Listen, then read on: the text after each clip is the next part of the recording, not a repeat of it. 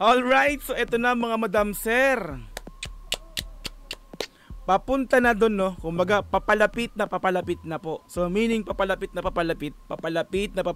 ng ma-recognize ng ating mga sikat na rap artist ang ating pinunong Pablo. At the same time, syempre, ang ating Mahalima SB19. Biruin nyo mga madam sir, no? Nakakagulat lang talaga, no? Marami ang nagulat dito, even ako, no? So, may nag-mention lang sa akin. So, shoutout nga pala, Jackie Tansioco. Si kay Madam Jackie Tansioco. Yan, lagi tayong mini-mention yan pag may mga gantong ganap ang ating Mahalima, especially sa mga gantong mga rap artist na 'di ba? Sa mga rapper, na kilalang rapper sa Pilipinas na napapasama ang isa sa ating Mahalima SB19. So this time Pablo na kasama ni Looney. Biruin nyo, no? Dito sa segment niyang Break It Down Rap Battle Review, so meron siyang bisita napaka-special, Madam Sir, no? Pablo ng SB19. Palakpakan naman natin.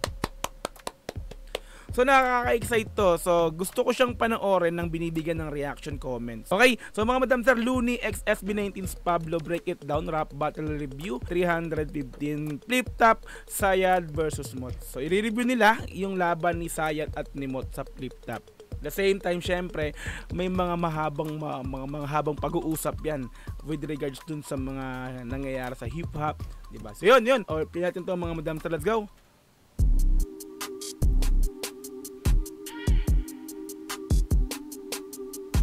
Welcome back to Break It Down. At ngayong gabi, meron tayong napaka-special na guest. O diba? Special na guest. We got Pablo from SB19.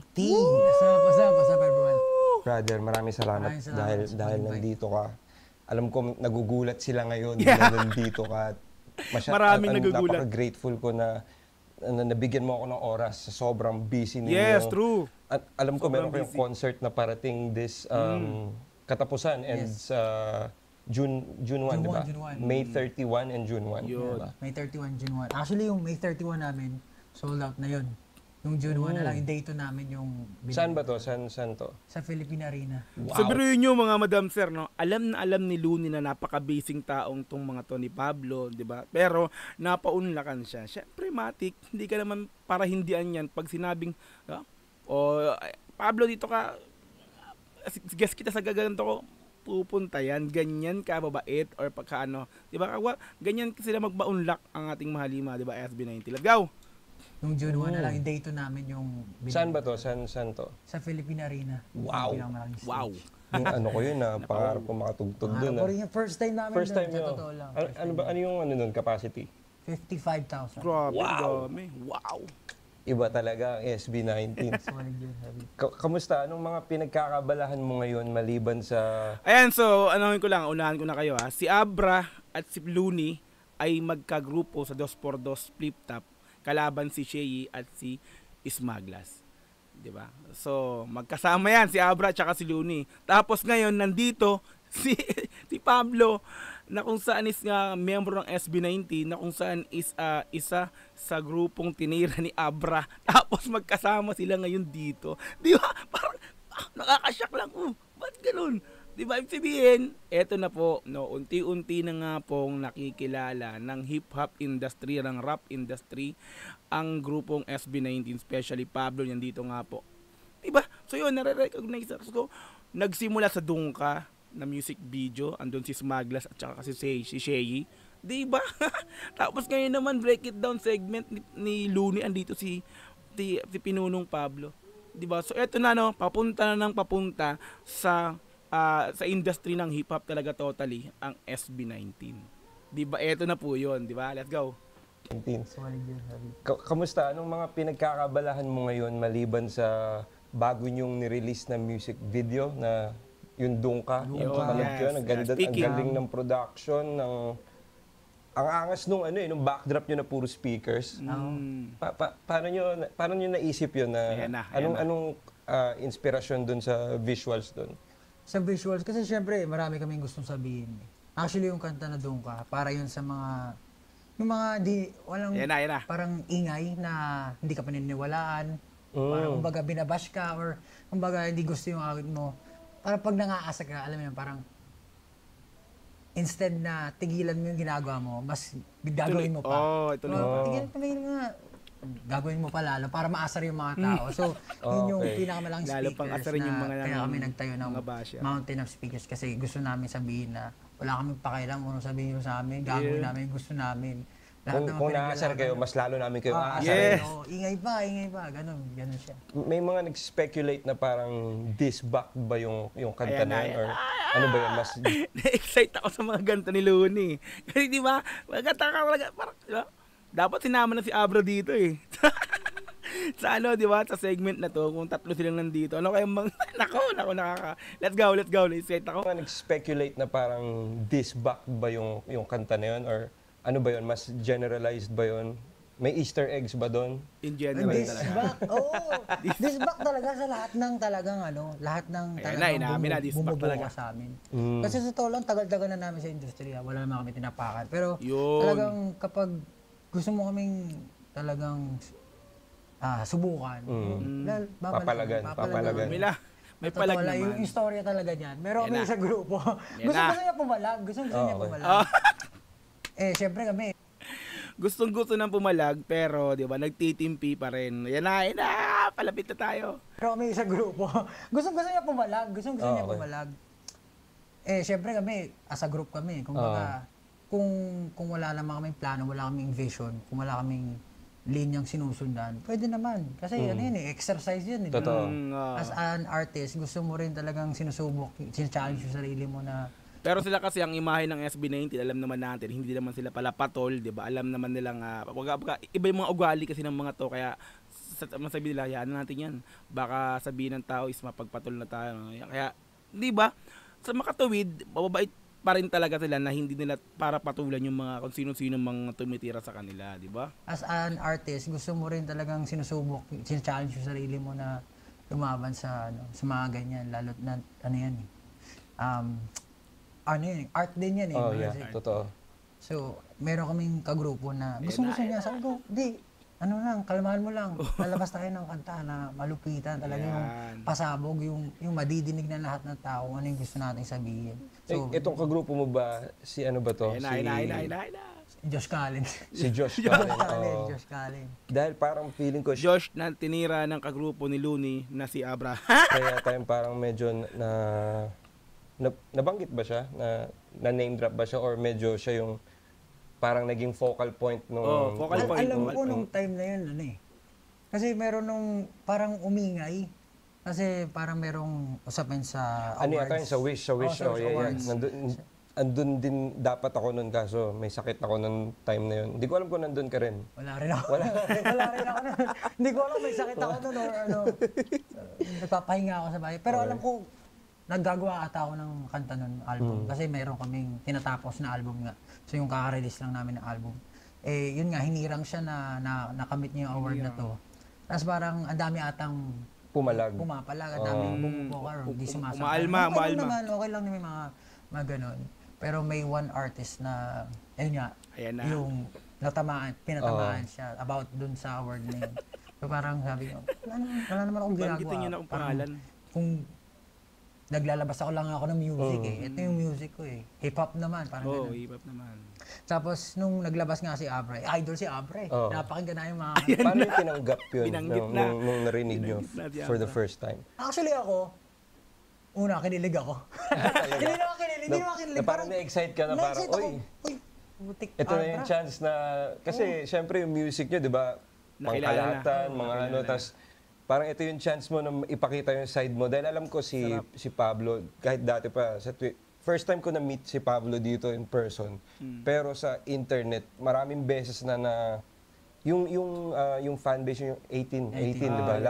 Lagi akong, nun, mini-message, lalo pag birthday mo na, alam niyo po ba si Pablo, maano siya sarap, marunong siya sarap. So ako, kiniklik ko yung mga sinesend nila. Naugulat ako dahil hindi ako kumbaga, as much as napaka-rap nerd ko, ang dami ko pa rin hindi na i-explore ng mga artists. And nagulat ako na magaling ka pala talaga mag-rap, magaling ka magsulat, magaling ka... I mean, kasi ang nakikita ko sa SB19, dati na parang boy group na kumakanta. Hindi ko alam na may mga rappers. Yes. Yan, 'di ba? Tulad yung sinabi ko, no. Ako rin nung una ko nakilala talaga ang SB19, no. Una ko sila napakinggan. So, may mga nagsasabi sa akin na yan, nag-rap din po yung mga yan. May mga nagme-message sa akin, may nagko-comment sa mga videos ko, sabi nila, rapper din po yan mga yan. Ito yung mga kanta niya, pakinggan niyo yung kanta ni Pablo Determinado, yan yung mga La Luna, yan yung mga sabi nila, oh, rapper, sinubukan ko, tiningnan ko, 'di ba? Ginawan ko ng reaction video.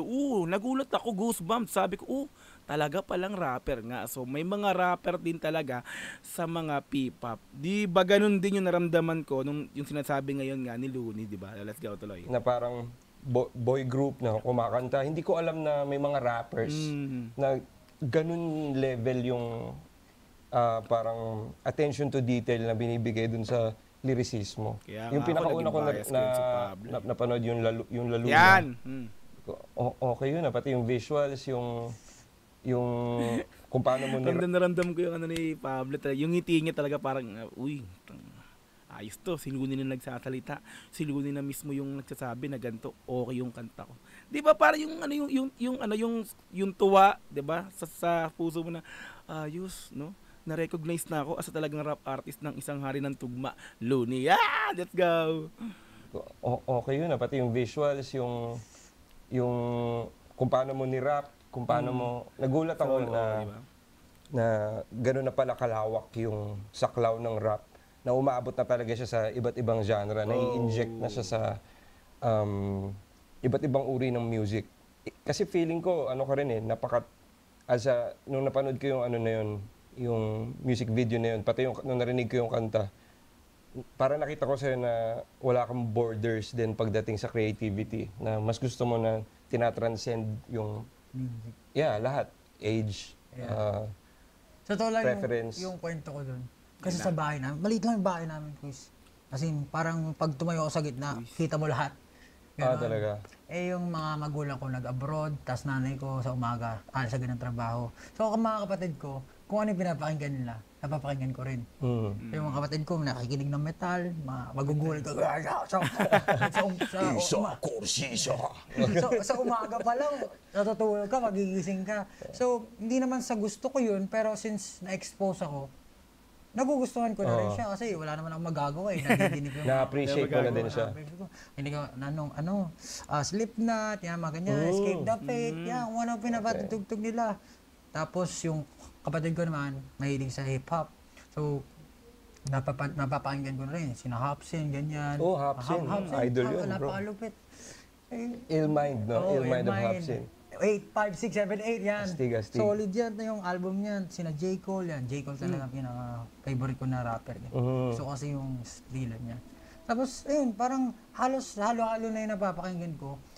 Nahilig talaga ako sa music. Sabi ko, marunong naman, tiray ko mag-rap, ganyan. Instruments din. Instruments, gitara, piano, konti. Grabe pala to si Pablo. Grabe talaga. Ganun siya nagsimula. Tapos, nung college, talagang na-engganyo ako sa pagsulat ng rap. Kasi meron akong subject na gusto kong pinapasukan. Though, never ako nag-cutting. Hindi ako nag-cutting. Never ako nag-cutting na nakapagtapos naman ako pag-aaral ng kolehiyo. Meron akong subject na literary criticism, yung subject na yun, tsaka creative writing. Tapos, dun, mahilig ako magsulat ng poetry. So, parang dun ko... yun yung, yung foundation mo, poetry talaga? Poetry talaga. Yung free writing, ganyan. Astig. Tapos, yung term paper namin, kailangan namin mag-publish ng novel o kaya poetry, ganyan. So, dun ako nainganyo magsulat. Tapos, na-explore ko yung pagsulat ng rap. Tapos, di talaga ako rapper nung una. Pero, since nga, na-expose sa mga kapatid ko, sinubukan ko paunti-unti. Nag-rap ako sa tabi-tabi. Tapos, nahilig ako sa flip top. Kasi yung lupit mang sulatan sa flip top. Lalo pag nakakarinig ka ng bars, yung matitinding bara na... Hindi mo alam kung saan nagsimula, kung paano kinonstruct, di ba? Pero yung last na napanood ko nga, yung sa Break It Down, yung kay yung sinabi ni Katana na parang, okay, Poseidon, okay ka lang dyan sa taas. Okay lang si Hades sa ilalim. Angas na. Papakahusay nung linya na yan. Kumbaga, parang magiging proud ka talaga pag ganun yung naisip mo kasi hindi siya basta-basta eh. Nandun yung magic nung pagsulat ng mga salita. Yun yung talagang naengganyo ko. So, nung tumanda ako, sige. doon na, nag-start na ako magsulat ng kanta at age of 14. Nag-start ako tapos 14? nag-develop hanggang tumanda ako. Tapos napunta ako dito sa SB9. 14, nagsusulat ka na. Oh, grabe no. Nagulat ako doon tapos si Rudy nagulat din no. Yun yung perfect age talaga eh. Oo, totoo yun. Parang i-expose mo yung sarili mo dyan para pagdating mo ng Totoo yun. Kumbaga dapat bata pa lang ginagawa mo na yon para yung sarili mo masanay ng masanay, mas ma-improve ng ma-improve hanggang sa habang tumatanda ka taon-taon, di ba? Yun yung doon dapat, ganung edad talaga. Let's go. 20, meron ka ng 6 years na experience. Tas, ano ka ba? Ilang taon yung nung una ka nagka-break? Ilang taon ka? Like, nakilala ka. Oo. 23 na. 23 na. So meron ka na enough experience nun. Kung 14 ka pala nagsimula. Sa totoo lang, yung writing ko kasi, mas sinasarili. Kumbaga, nagpe-perform ako for myself. Pero nung 23 ako, parang nagtatrabaho ako sa BPO company. BPO. Parehas ka. Doon din ako galing, BPO din ako galing. Tapos, nagtatrabaho ako. Tapos, bisit ako. Kasi parang, di dapat ito yung ginagawa ko. Hindi naman ako para dito, hindi ito yung gusto ko eh. Yung frustration. Frustration, parang gusto ko suntukan yung keyboard, yung gano'n. Tapos may nakita akong parang kumpanya na naghahanap sila ng talent. Alam mo yung pag passion mo, tapos uhaw ka na makilala or marinig yung mga awitin mo, subukan mo. Pakalam ako sa nanay ko, resign ako. Siyempre, ayaw nila umpisa. Kasi 3 taon din ako nag-training. Tapos ang sabi ng kumpanya sa akin, gagawin kitang solo artist. Parang gano'n yung sabi sa akin. Solo artist. Eh di, syempre, ensayo ako everyday. Mag-try ako magsulat, ganyan. Tapos pinasok ako sa grupo. Doon nagsimula yung SB9. Ilang taon ka nun? First time ko na 21 ako nag-start. 21. So, bali, bago ilabas yung SB19, mga 3 taon kami nag-training. Saan yun na-meet yung isa't isa? Doon na sa kumpanya. Doon na sa kumpanya na yan, okay. Tapos, nagte-training kami sama-sama. Tapos, yun sabi sa akin, gagawin na ako solo artist. So, dito actually, notes tayo naman, bilang 18. So, alam na natin yung istorya ng bawat isa sa miyembro ng ating Mahalima, no? So, dito, naibabalik na ikukwento na naman ni Pablo kay Looney, no? So ngayon, eto, malalaman, siyempre tayo bilang 18, alam na natin yung kwento nga, inulit ko no? So yun, so this time, si Looney, may mga taga-subaybay yan, may mga taga-panood, no? May mga fan yan dito sa channel niya. So ngayon, asahan na natin na kapag itong kwento ni Pablo is nailabas niya lahat dito kay Looney, no? Na-explain niya, na kwento niya, no? So marami ang makakaalam na, uy, ganito pala sila talaga nagsimula. Di ba nakakatuwa? Ito, kinikilabutan ako sa totoo lang na sa sobrang daming taga-subaybay ni Looney, hindi lang sa Flip Top, dito mismo sa channel niya, no? Maraming makakapanood nito automatic yan. Maraming magugulat na, ito pala yung istorya ng SB19. Ganito pala talaga sila. Ito sila nagsimula. Diba? Ngayon malalaman ng lahat kung bakit ganito ang SB19. Kung bakit ganito sinusuportahan ng 18 ng mga fan ng SB19 ang bawat isa or yung mismong grupong SB19, di ba? Ganito yung ngayon sa mga nakakapanood nito, no? So yan. Welcome to the club. I mean, so welcome na malaman nyo yung istorya ni Pablo dito, no. Ayan, so ngayon mapapatunayan natin na talagang kaya pala ganito is napakabuting tao nito. So yan, tulad nito mga madam. Sama-sama. Tapos yun sabi sa akin, gagawin na akong solo artist. Tapos bigla akong ginawa leader nung grupo na yon. Kaya pinuno yung tawag sa'yo. So parang I don't like working in a group setting eh. Kasi meticuloso ako sa mga pag hindi align sa gusto kong mangyari, parang medyo nagpipintig agad yung parang ako medyo cozy ka. Tapos yung mga ganun. Hindi naman din ako magaling sa mga lahat ng bagay kasi originally hindi ko gusto magsayaw. Gusto ko lang mag-perform instruments and all. Tapos doon kinailangan ko matuto. Siyempre, knowing my flaws. Mahirap ba? Ako hindi kasi marunong sumayaw eh. Magkano mo katagal na natutunan yung skill na yun? Hanggang ngayon, sa struggle pa rin ako. Ako pinakamabagal kumuha ng steps? Ng steps sa amin. Pero pag gusto mo kasi, hindi ka naman titigilan eh. Ensayo ko lang na ensayo. Totoo. Ganun siya. Pero sa sa songwriting, syempre sabi mo, bata ka pa lang, 14 ka pa lang, di ba, nagsusulat ka na. May mga nabago ba or meron ka bang mga may mga routine ka ba or mga ritual pag nagsusulat ka? Ritual. Ako personally, pag gumagawa ako ng kanta, gusto ko kasama yung kapatid ko. Kasi producer din siya. Producer siya. Bukod sa producer siya, gusto ko yung nakakakuha ko ng opinion ng iba, hindi lang yung sa akin. Honest. Yun yung kagandahan doon. Tsaka pag kapatid ko kasi, Batuan lang kami, straight to the point kami. Instant and honest feedback, di ba? Kumbaga pag pangit, ganun kami. Yung wala nang halo-halo, pangit yan. Huwag natin gawin yan. Kasi pag kumbaga, alam mong pangit, sabihin mo na agad. So, hindi na kaya para sabihin na, okay na siguro yan, di ba? At least alam nyo na hindi maganda para wag na yun. Parang hindi mo na para sabihin na, okay naman siya. At least, doon pa lang, magkasama kayo, alam nyo na agad kung ano yung kakaganda ng ginagawa nyo. Let's go. Kami. Yung wala nang halo-halo, ang pangit yan. Huwag natin gawin yan. Kasi pag may iba kang katrabaho, parang ang dami pang sugar coating, nakakabagal ng proseso. Totoo yun. Yun, tapos natuto ako mag-produce dahil din sa SB19. Kasi, ayun nga, nagkaroon ng pandemya.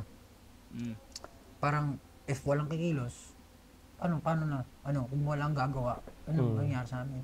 So, from that point on, nag-aaral ako mag-produce. Tapos, nagtulungan kami ng kapatid ko. Tapos, ever since then, na-enjoy ko na siya. So, nag-start na akong bumili ng equipment, ganyan. Dami ko na nagastos. So, ikaw na rin nagmi-mix, master, lahat? Yung una naming kanta, ako yung nag-mix. Pero, right now, hindi na ako nag-mix and master. Pero, inaral ko rin siya. So, ang ginagawa ko sa grupo ng SB19, gagawa ng demo, kanta, tapos ako rin magre-record sa kanila. Pero yung mixing kasi matrabaho yun eh. Yung pinakamahirap na part ng Tsaka ang hirap magkaroon ng producer's ear.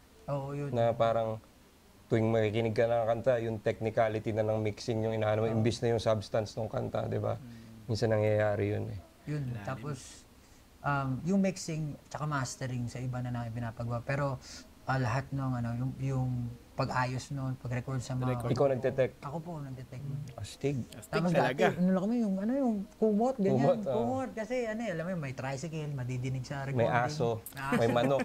Ganon kami nag-start ng SB19. Ramdam na ramdam ko yan. Kasi ako meron din akong talagang recording dito. No? Itong mismong pinaggagawan ko ng content na to, no? Recording studio ko to. So, nag-arrange ako ng kanta, di ba? Ayun, nagmi-mix din ako, nagma-master din ako ng kanta. Kaya abot ko yung pinag-uusapan nila dito. Let's go. May aso, may manok.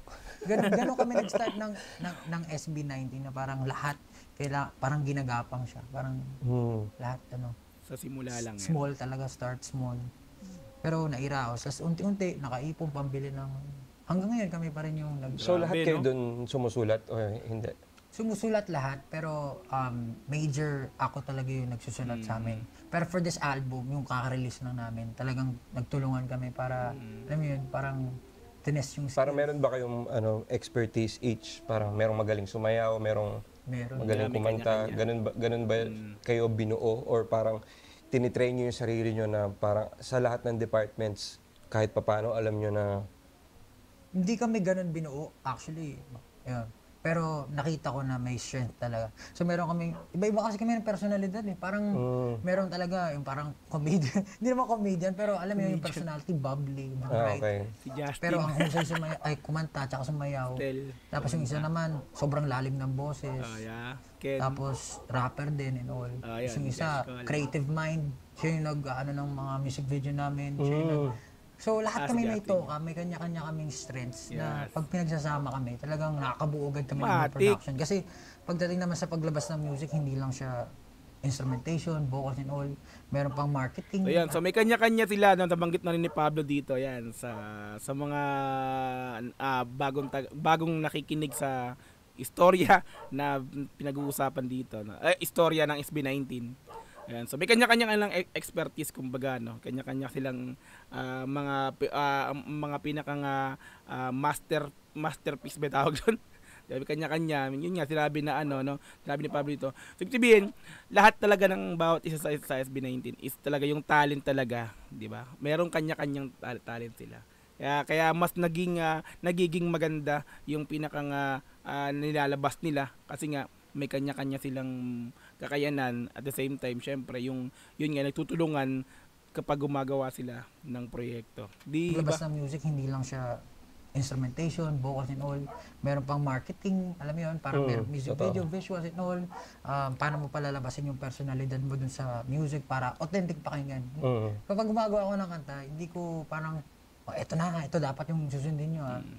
Parang kailangan may input nila palagi or kung ano yung style na paano nila bibirahin yung kanta. Gusto ko din. Kasi yun yung nagpapalabas ng magic ng kanta.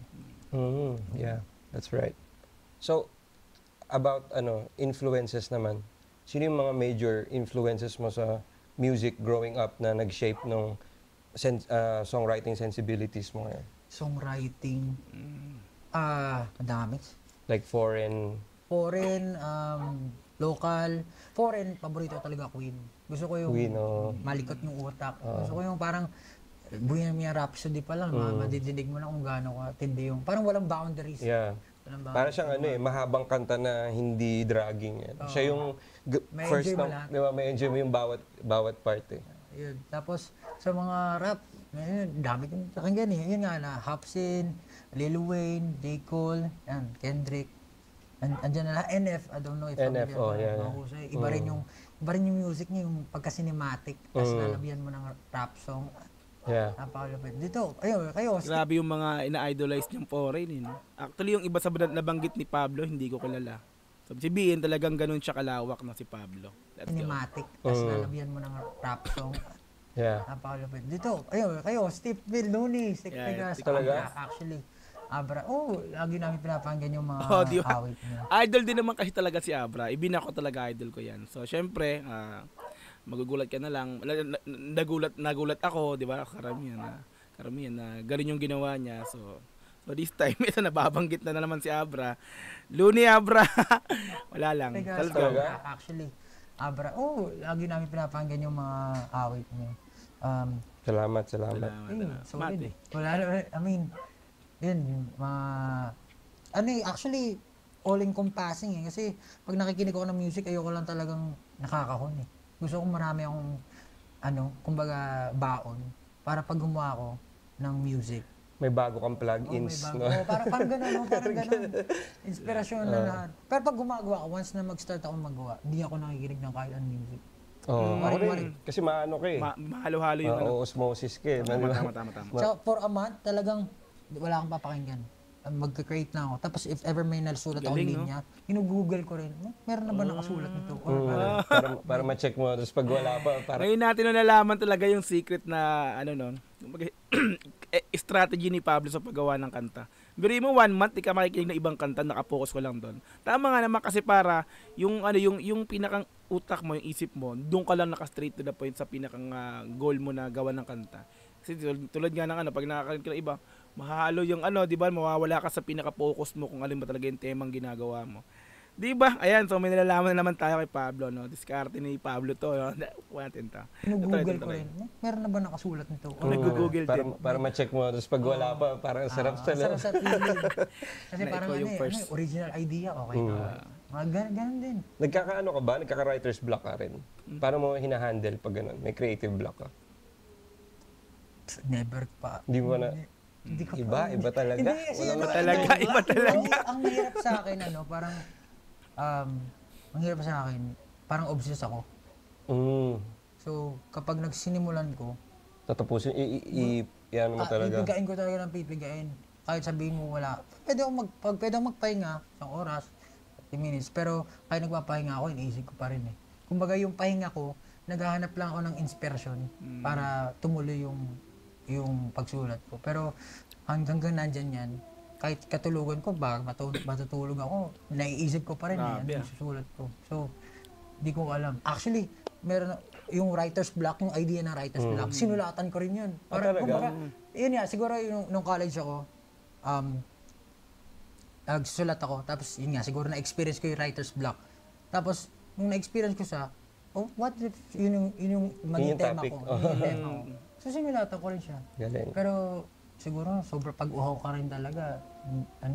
Hindi mapipigilan talaga yun na lumabas sa'yo. Lalo na pag yung lahat ng feelings mo and minsan yung subconscious mo yung magsasabi na ready ka na eh. Kasi yung conscious mind natin, kailangan pa nating utuin minsan eh. Na parang, kailangan, kasi alam mo yun, yung utak mo mas powerful sa'yo. So, kailangan mo maging mas powerful sa kanya. And contradicting siya kasi siya yung nagpapagalaw sa lahat eh. Pero, yun nga, merong certain kind of awareness ka sa sarili mo na para maano mo rin yung writer's block eh. Nakakagulat din na, like ko tinatanong yun eh, sa mga songwriters, paano nyo hinahandle yung writer's block, yung creative block, lalo na pag, tulad nyo, na, alam mo yun, dami ng successful songs, paano nyo hinahandle yung pressure para talunin yung last release nyo? Yun ba yung, kumbaga, tinitingnan nyo ba na ganun? Tinitingnan nyo ba sa dami ng views, sa engagement, o sa mismong feeling lang ng song? Actually, lahat. Lahat ng... Kasi pag nasa industry ka, hindi lang naman pwede about yourself na kailangan smart ka rin sa galaw. Hindi pwedeng selfish ka. Siyempre, meron kang kumbaga, meron kang goal. Kung na-hit mo to last time, gusto mo ma-hit to. Itong buong album namin na nilabas, parang ang tanong namin, paano ba higitan yung sagad na? Kasi sinasagad naman namin lagi eh. Pero gusto mo, after ka makagawa ng bago, better than what you've done before. So, yun lagi yung tanong namin, is kami, ano bang pwede natin i-level up? Pero pagdating sa paggawa ng music, number one talaga, yung authenticity. Kung ano yung nararamdaman mo. Kasi kung ano yung, kumbaga, pag nagpe-perform ka, hindi mo mapipeke eh. Kapag hindi ikaw yun, nararamdaman ng mga tao eh. Lalo na pag hindi mo na-enjoy yung performance mo, yun yung vibe na ibibigay mo sa kanila. So, number one sa amin yun na parang lahat ng, yung purpose, yung messaging, dapat tayo yun. Kung hindi tayo yun, huwag nyo na lang ilabas. Walang connection. Ikaw nyo na lang. Hindi tayo yan. Yun. Ultimately, kahit anong sabihin ng mga tao, ito naman ilabas yung music, kahit mga fans namin may sinasabi yan eh. Ito na lang ilabas yung music. Okay, papakinggan namin kayo. Pero kung hindi yan yung nafe-feel namin or hindi yan yung dinadanas namin ngayon, hindi na ilalabas yun. Ganon siya. May listening pa rin, babalansihin mo lang. Kasi galing naman eh. Kahit naman may art, paano ba mabubuhay yung art mo? Kailangan mong maging smart sa lahat ng galaw mo. Grabe, si Pablo, Renaissance man eh. A man of many hats. Sa tingin mo, kung hindi pumutok yung career as a musician, dahil mahilig ka sa rap and sa rhymes, tingin mo, merong in an alternate universe, si Pablo, kaya niya maging battle rapper? Nako!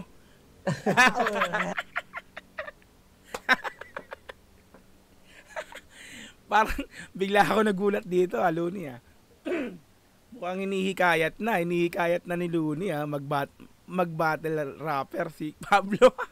Songwriter eh, tumutugma, nagra-rhyming, di ba? Nagbabars sa mga lyrics niya sa kanta. Di ba? Biglang natawa sila. parang wini-welcome na niya talaga si Pablo na maging isang talagang solid rap artist at the same time talaga maging battle rapper sa Flip Top.